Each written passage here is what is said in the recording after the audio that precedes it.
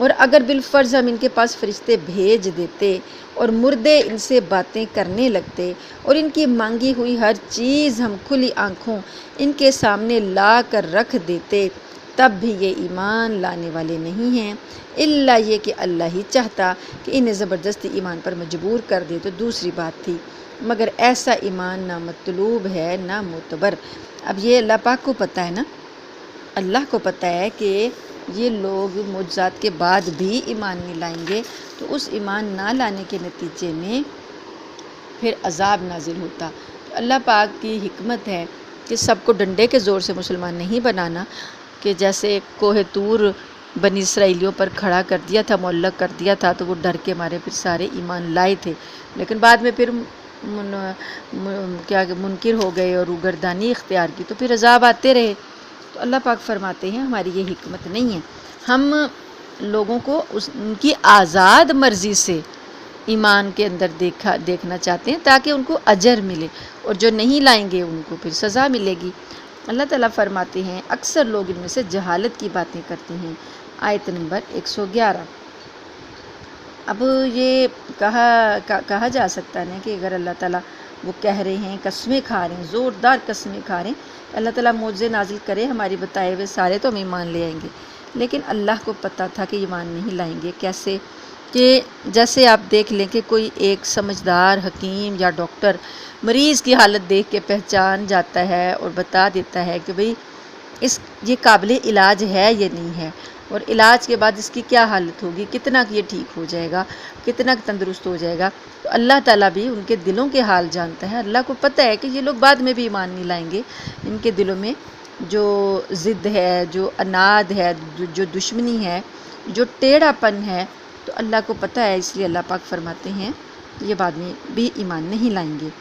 آیت نمبر 112۔ اور جس طرح یہ لوگ ہمارے نبی سے دشمنی کر رہے ہیں، اسی طرح ہم نے ہر پچھلے نبی کے لیے کوئی نہ کوئی دشمن پیدا کیا تھا، یعنی انسانوں اور جنات میں سے شیطان قسم کے لوگ جو دھوکہ دینے کی خاطر ایک دوسرے کو بڑی چکنی چپڑی باتیں سکھاتے رہتے تھے، اور اگر اللہ چاہتا تو وہ ایسا نہ کر سکتے۔ یعنی اللہ تعالیٰ شیطان کو قدرت دیتا ہے تو وہ کوئی کام کر سکتا ہے، اگر اللہ چاہے تو شیطان کو بھی قدرت نہ دے۔ تو اللہ تعالیٰ نے کہا ہے کہ یہ بس آپ کا امتحان ہے، کہ اپنی آزاد مرضی سے جو اللہ کی طرف آ جائے گا اسی کو کامیابی ملے گی۔ اور اللہ پاک نے یہ بتایا کہ نبی کریم صلی اللہ علیہ وسلم کو یہ کہا کہ ان سے یہ کہہ دو، ان لوگوں سے یہ کہہ دو کہ کیا میں اللہ کو چھوڑ کر کسی اور کو فیصل بنا لوں؟ فیصل ہوتا فیصلہ کرنے والا، یعنی جو معاملات کا فیصلہ کرتا ہے، حالانکہ اس نے تمہاری طرف یہ کتاب نازل کر کے بھیجی ہے جس میں سارے متنازع معاملات کی تفصیل موجود ہے۔ اس کتاب میں سب لوگوں کے جھگڑوں کا حل موجود ہے۔ تو اور جن لوگوں کو ہم نے پہلے کتاب دی تھی وہ یقین سے جانتے ہیں کہ یہ تمہارے پروردگار کی طرف سے حق لے کر نازل ہوئی ہے، لہٰذا تم شک کرنے والوں میں ہرگز شامل نہ ہونا، اور تمہارے رب کا کلام سچائی اور انصاف میں کامل ہے، اس کی باتوں کو کوئی بدلنے والا نہیں، وہ ہر بات سننے والا، ہر بات جاننے والا ہے۔ اور اگر تم زمین میں بسنے والوں کی اکثریت کے پیچھے چلو گے تو وہ تمہیں اللہ کے راستے سے گمراہ کر ڈالیں گے، وہ تو وہم و گمان کے سوا کسی چیز کے پیچھے نہیں چلتے، اور ان کا کام اس کے سوا کچھ نہیں کہ خیالی اندازے لگاتے رہیں۔ یقین رکھو کہ تمہارا رب خوب جانتا ہے کہ کون اپنے راستے سے بھٹک رہا ہے، اور وہی ان لوگوں کو خوب جانتا ہے جو صحیح راستے پر ہیں۔ چنانچہ ہر اس حلال جانور میں سے کھاؤ جس پر اللہ کا نام لیا گیا ہو، اگر تم واقعی اس کی آیتوں پر ایمان رکھتے ہو۔ پچھلی آیات میں ہم نے یہ پڑھا تھا نا کہ یہ لوگ محض خیالی اندازوں سے کہ اپنے دین کی بنیاد رکھے ہوئے ہیں، تو ان کی گمراہی کا ایک نتیجہ یہ بھی تھا کہ جس چیز کو اللہ نے حلال قرار دیا ہوا تھا یہ اس کو حرام کہتے تھے، اور جس چیز کو اللہ پاک نے حرام کہا یہ اسے حلال سمجھتے تھے۔ چنانچہ ایسا ہوا کہ ایک مرتبہ کچھ کافروں نے مسلمانوں پر اعتراض کیا کہ جس جانور کو اللہ تعالیٰ قتل کرے وہ یعنی وہ اپنی طبعی موت مر جائے، جو جانور مرا طبعی موت مرا تو اسے کس نے مارا، موت کس نے دی؟ اللہ نے دی نا، اس کو تو تم مردار قرار دے کر حرام سمجھتے ہو، اور جس جانور کو تم خود اپنے ہاتھوں قتل کرتے ہو یعنی ذبح جو کرتے ہو اس کو تم حلال قرار دیتے ہو۔ اس کے جواب میں یہ آیت نازل ہوئی کہ جس کا خلاصہ یہ کہ حلال اور حرام کا فیصلہ در حقیقت اللہ تعالیٰ کے قبضے میں ہے۔ اس نے واضح فرما دیا ہے کہ جس جانور پر اللہ کا نام لے کر ذبح کیا جائے وہ حلال ہے، اور جو ذبح کیے بغیر مر جائے یا جسے ذبح کرتے وقت اللہ کا نام نہ لیا گیا ہو وہ حرام ہوتا ہے۔ اللہ تعالیٰ کے فیصلے کے بعد اپنے من گھڑت خیالات کی بنا پر حلال اور حرام کا فیصلہ کرنا ایسے شخص کا کام نہیں ہے جو اللہ کی آیتوں پر ایمان رکھتا ہو۔ یہاں یہ بات بھی سمجھ لیں کہ کفار کا جو اعتراض تھا نا، اس کے جواب میں یہ مصلحت بتائی جا سکتی ہے کہ جس جانور کو باقاعدہ ذبح کیا جاتا ہے، یعنی کہ یہ جو سائنٹیفک بات ہے نا، اس کی حکمت اس میں یہ ہے ذبح کرنے کی کہ جس جانور کو ذبح کیا جاتا ہے اس کا خون اچھی طرح بہہ جاتا ہے، اس کے جسم سے سارا جو گوشت کے اندر خون رچ بس رہا ہوتا ہے وہ سارا فاسد گندا خون ہوتا ہے وہ سارا بہہ جاتا ہے۔ اس کے برخلاف جو جانور خود مر جاتا ہے اس کا سارا خون اس کے جسم کے اندر ہی رہتا ہے اور اس کے گوشت کے اندر ہی موجود ہوتا ہے، تو وہ پورا گوشت اس سے خراب ہو جاتا ہے۔ یہ حکمت ہے ذبح کرنے میں، لیکن اللہ تعالیٰ نے یہ حکمت نہیں بتائی، یہ تو ہم خود اس کو ریسرچ کر رہے ہیں۔ اللہ تعالیٰ کہتے ہیں کہ جو میں نے طریقہ بتایا، جو میں نے حلال کیا اسے حلال سمجھو، اس میں سوالات نہ کرو، اور جس کو میں نے حرام قرار دیا تم بھی اس کو حرام ہی سمجھو۔ اللہ نے جو چیزیں حرام کی لسٹ دے دی ہے وہ حرام ہی ہیں، حکمتیں بتانا اللہ کا کام نہیں ہے، وہ تو بعد میں آپ ریسرچ کر سکتے ہیں کہ اس میں کیا حکمت پوشیدہ تھی جو اللہ نے یہ حکم دیا، لیکن قرآن نے ایسی کوئی حکمت نہیں بتائی۔ قرآن کہتے بس آپ اللہ پر ایمان لائے ہیں تو اللہ کے حکموں کو بھی مانیں۔ تو اب اللہ کا جب حکم آ جاتا ہے تو بے چون و چرا اس کی تعمیل کرنی چاہیے، چاہے اس کی مصلحت سمجھ میں آ رہی ہو یا نہ آ رہی ہو۔ سمجھ میں نہیں بھی آ رہی ہوتی نا تو ایمان کا لانے کا جو ثواب ہے نا وہ ملتا ہے۔ اور پھر ایک وقت ایسا آتا ہے اللہ تعالیٰ حکمت بھی سمجھا دیتے ہیں، دل میں بات ڈال دیتے ہیں کہ یہ حکمت تھی اللہ کی، اس وجہ سے اللہ نے یہ حکم دیا تھا۔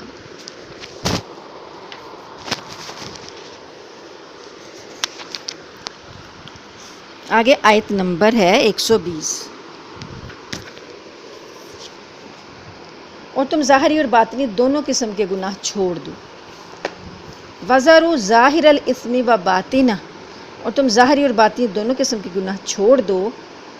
یہ ظاہری گناہ میں وہ داخل ہیں گناہ جو انسان اپنے ظاہری اعضاء سے کرتا ہے، مثلا جھوٹ، غیبت، دھوکہ، رشوت، شراب نوشی، زنا وغیرہ،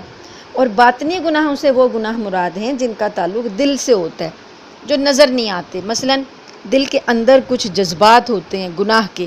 وہ حسد ہے، ریاکاری، تکبر، بغض، دوسروں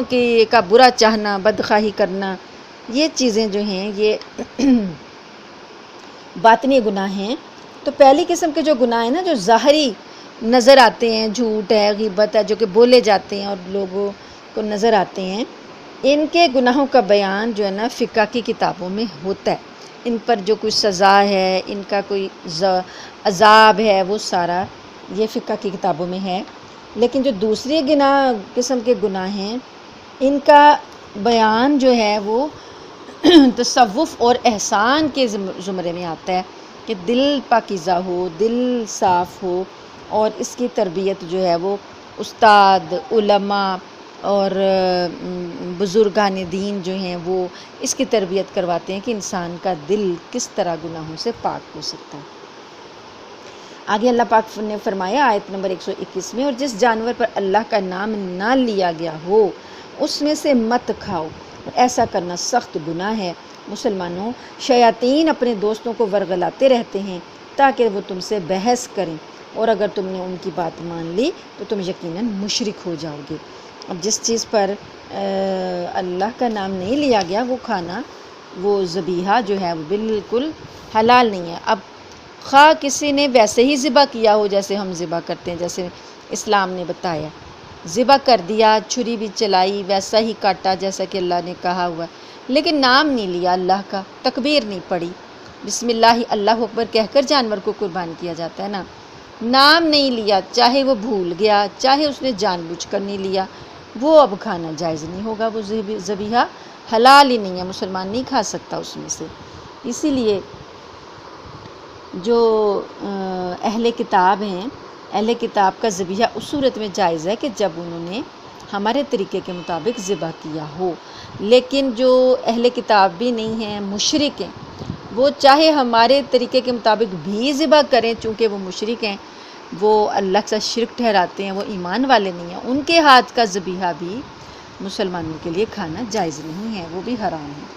اچھا جی، اللہ تعالیٰ آگے بتا رہے ہیں آیت نمبر 122 میں 122،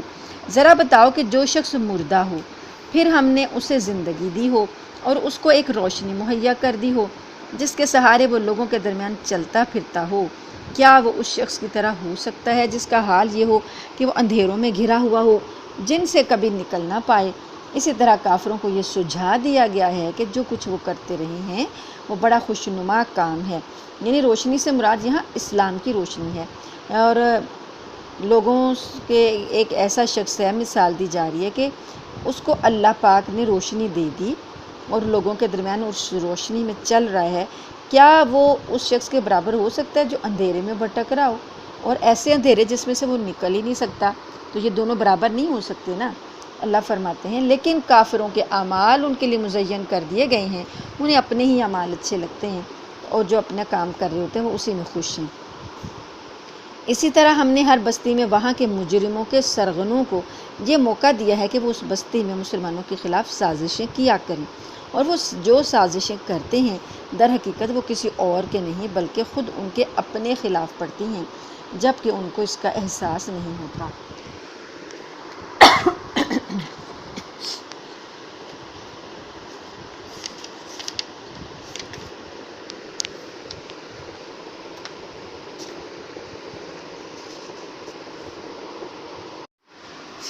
اب یہاں پر جو کہا گیا کہ اللہ تعالیٰ نے کہا کہ ہم ہر بستی میں وہاں کے مجرموں کے سرغنوں کو یہ موقع دیتے ہیں، تو یہ مسلمانوں کو تسلی دی جا رہی ہے کہ کافر لوگ ان کے خلاف جو سازشیں کر رہے ہیں ان سے گھبرائیں نہیں۔ اس قسم کی سازشیں ہر دور میں انبیاء کرام اور ان کے ماننے والوں کے خلاف ہوتی رہی ہیں، بالآخر انجام جو ہے وہ اہل ایمان ہی کا بہتر ہوتا ہے، اور دشمنوں کی سازشیں جو ہوتی ہیں وہ خود انہی کو نقصان پہنچاتی ہیں، اور کبھی تو ان کا یہ نقصان دنیا میں ظاہر ہو جاتا ہے، لیکن اگر دنیا میں ظاہر نہیں بھی ہوتا، آخرت میں تو ان کا نقصان جو ہے وہ پکا ہے، اور وہ شعور نہیں رکھتے۔ اور جب ان اہل مکہ کے پاس قرآن کی کوئی آیت آتی ہے تو یہ کہتے ہیں کہ ہم اس وقت تک ہرگز ایمان نہیں لائیں گے جب تک اس جیسی چیز خود ہمیں نہ دے دی جائے جیسی اللہ کے پیغمبروں کو دی گئی تھی۔ کافر کیا کہہ رہے ہیں کہ پیغمبروں کو اللہ نے وحی دی ہے، پیغمبروں سے باتیں کی ہیں، پیغمبروں پر کتابیں نازل کی ہیں، تو ہمیں بھی جب تک اللہ نہیں دے گا ہم ایمان ہرگز نہیں لائیں گے، یہ وحی جو ان پر آئی ہے وہ ہم پر بھی آنی چاہیے۔ تو حالانکہ اللہ ہی بہتر جانتا ہے کہ وہ اپنی پیغمبری کس کے سپرد کرے۔ جن لوگوں نے اس قسم کی مجرمانہ باتیں کی ہیں ان کو اپنی مکاریوں کے بدلے میں اللہ کے پاس جا کر ذلت اور سخت عذاب کا سامنا ہوگا۔ غرض جس شخص کو اللہ ہدایت تک پہنچانے کا ارادہ کر لے اس کا سینہ اسلام کے لیے کھول دیتا ہے، اور جس کو اس کی ضد کی وجہ سے گمراہ کرنے کا ارادہ کر لے اس کے سینے کو تنگ اور اتنا زیادہ تنگ کر دیتا ہے کہ اسے ایمان لانا مشکل معلوم ہوتا ہے، ایسا مشکل معلوم ہوتا ہے جیسے اسے زبردستی آسمان پر چڑھنا پڑ رہا ہو۔ اسی طرح اللہ کفر کی گندگی ان لوگوں پر مسلط کر دیتا ہے جو ایمان نہیں لاتے۔ اور یہ اسلام تمہارے پروردگار کا بتایا ہوا سیدھا سیدھا راستہ ہے، جو لوگ نصیحت قبول کرتے ہیں ان کے لیے ہم نے اس راستے کی نشانیاں کھول کھول کر بیان کر دی ہیں۔ آگے آیت نمبر 127، ان کے پروردگار کے پاس سکھ چین کا ایسا گھر ایسے ہی لوگوں کے لیے ہے جو عمل کرتے رہے اور ان کی وجہ سے وہ خود اللہ جو ہے خود ان کا رکھوالا ہے۔ اور اس دن کا دھیان رکھو جس دن اللہ ان سب کو گھیر کر اکٹھا کرے گا اور شیاطین جنات سے کہے گا، اے جنات کے گروہ، تم نے انسانوں کو بہت بڑھ چڑھ کر گمراہ کیا، اور انسانوں میں سے جو ان کے دوست ہوں گے وہ کہیں گے ہمارے پروردگار، ہم ایک دوسرے سے خوب مزے لیتے رہے اور اب اپنی اس میعاد کو پہنچ گئے ہیں جو آپ نے ہمارے لیے مقرر کی ہے۔ یعنی انسان تو شیطانوں سے یہ مزے لیتے رہے نا کہ ان کے بہکائے میں آ کر اپنی نفسانی خواہشات کی تکمیل کرتے رہے، اور وہ گناہ کیے جن کے کرنے سے ان کو لذت ظاہری طور پر حاصل ہوتی تھی، اور شیطان انسانوں سے یہ مزے لیتے رہے، انہیں گمراہ کر کے خوش ہوتے کہ دیکھو ہم نے انہیں کیسا بے وقوف بنایا، کس طرح یہ لوگ ہمارے قابو میں آ گئے۔ دراصل وہ یہ کہہ کر اپنی غلطی کا اعتراف کر رہے ہوں گے اور غالباً آگے معافی بھی مانگنا چاہتے ہوں گے، لیکن یہ تو آگے تو اس سے کہنے کا کچھ ان کو حوصلہ نہیں ہوگا، کیونکہ معافی کا وقت تو گزر چکا ہوگا۔ اس لیے اللہ تعالیٰ ان کی بات مکمل ہونے سے پہلے ہی یہ فرمائیں گے، اب معافی تلافی کا وقت گزر چکا، اب تو تمہارا ٹھکانہ جہنم ہے۔ قال النار مثواکم خالدین فیہا الا ما شاء اللہ ان ربک حکیم علیم۔ 128 نمبر آیت۔ اللہ کہے گا اب تم سب کا ٹھکانہ آگ ہے جس میں تم ہمیشہ رہو گے، الا یہ کہ اللہ کچھ اور چاہے، یعنی کہ اللہ تعالیٰ کی مشیت پر فیصلہ ہوگا۔ اللہ تعالیٰ ہی کچھ چاہے، اس میں رحم کرنا، کچھ کمی کرنا تو چاہے، لیکن ان کا ٹھکانہ آگ ہے۔ اب آیت نمبر 129، اللہ تعالیٰ فرماتے ہیں اور اسی طرح ہم ظالموں کو ان کے کمائے ہوئے اعمال کی وجہ سے ایک دوسرے پر مسلط کر دیتے ہیں۔ ظالم لوگ جو ہیں نا، جب وہ اس طریقے سے ایک دوسرے پر لائن کو کیسے مسلط کرتے ہیں کہ ان کے اعمال جو ہیں ان کی وجہ سے، کہ جیسے کہ وہ کافر جو ہیں ان کی ضد اور ہٹ درمی کی وجہ سے شیطان پر مسلط ہیں جو انہیں بہکاتے رہتے ہیں، اور ظالموں کی بدعمالیوں کی وجہ سے پر دو دوسرے ظالم ان پر مسلط کر دیے جاتے ہیں، وہ تاکہ وہ ان کو مزہ چکھائیں۔ چنانچہ ایک حدیث میں ہے کہ جب کسی ملک کے لوگ بدعمالیوں میں مبتلا ہوتے ہیں تو ان پر ظالم حکمران مسلط کر دیے جاتے ہیں۔ یعنی ایک بندہ جو گمراہ ہے اس کی پھر بدعمالیوں کی سزا بعض اوقات اللہ تعالیٰ اس کے اوپر ایک اور ظالم مسلط کر دیتا ہے تو اس کو دیتا ہے۔ تو ایک عوام کی جو بدعمالیوں کی سزا ہے وہ ان کے ظالم حکمرانوں کی صورت میں ملتی ہے۔ اور ایک اور حدیث میں آتا ہے کہ جب کوئی شخص کسی ظالم کے ظلم میں اس کی مدد کرتا ہے تو اللہ تعالیٰ خود اسی ظالم کو مدد کرنے والے پر مسلط کر دیتے ہیں۔ جو پارٹی بازی کے اندر لوگ ظالموں کی مدد کرتے ہیں، آپ نے کہانیاں پڑھی ہوں گی، ڈرامے دیکھے ہوں گے، سٹوریاں پڑھی ہوں گی کہ جو لوگ ظالم ہوتے ہیں نا، ظلم کر رہے ہوتے ہیں کسی کے کہنے پر آ کر، یہ بڑے بڑے جو وڈیرے جاگیردار یہ وہ، یا کوئی برا کام کرنے والے جو گنڈے بدماش ہوتے ہیں، انہوں نے آگے جو اپنے کرائے کے لوگ رکھے ہوتے ہیں ان کے ذریعے یہ کسی کو قتل کروا دیتے ہیں، کہیں ڈاکہ ڈلوا دیتے ہیں، کہیں بم سے اڑوا دیتے ہیں، تو انہوں نے یہ رکھے ہوتے ہیں نا، اس وقت جو یہ ظالم لوگ ظلم کر رہے ہوتے ہیں انہیں خیال نہیں ہوتا کہ ہم غلط کام کر رہے ہیں، پھر اللہ تعالیٰ وہی جو ظالم ان کے اوپر ہوتے ہیں انہی کے ذریعے ان کو بھی ختم کروا دیتا ہے۔ اور آپ نے دیکھا ہوگا اکثر یہ لوگ جو ہیں انہی کے ہاتھوں مارے جاتے ہیں، وہ لوگ خود ہی ان کو مار دیتے ہیں۔ تو اللہ پاک فرماتے ہیں جو کسی کے ظلم میں اس کا ساتھ دے گا نا تو اللہ اسی ظالم کی مدد کو، ظالم کو اس کے اوپر مسلط کر دے گا اور وہ پھر اسی کے ہتھے چڑھ جائے گا۔ تو اور یہ بھی ہے کہ شیطان جو ہیں یہ بھی ظالم ہیں اور ان کے ماننے والے بھی ظالم ہیں۔ آگے اللہ پاک فرماتے ہیں کہ آیت نمبر 130 میں کہ اللہ نے فرمایا کہ جنات اور انسانوں کے گروہ، یا معشر الجن والانس، اے جنات اور انسانوں کے گروہ، کیا تمہارے پاس خود تم میں سے وہ پیغمبر نہیں آئے تھے جو تمہیں میری آیتیں پڑھ کر سناتے تھے اور تم کو اسی دن کا سامنا کرنے سے خبردار کرتے تھے جو آج تمہارے سامنے ہے؟ وہ کہیں گے آج ہم نے خود اپنے خلاف گواہی دے دی ہے کہ واقعی ہمارے پاس پیغمبر آئے تھے اور ہم نے ان کو جھٹلایا تھا۔ اب جنوں اور انسانوں دونوں کو مکلف بنایا گیا ہے، دونوں کا حساب ہوگا، دونوں کو کے لیے جنت اور جہنم جو ہے وہ بنائی گئی ہے۔ تو اللہ پاک نے وہاں پر ان کو جب ان کو عذاب کا سامنا ہوگا تو اللہ ان سے کہے گا کہ کیا نہیں بتایا گیا تھا پہلے، تو وہ اس وقت پھر اپنے خلاف خود ہی گواہی دیں گے کہ ہمیں بھی بتایا گیا تھا۔ اب انسانوں میں تو پیغمبروں کا تشریف لانا واضح ہے،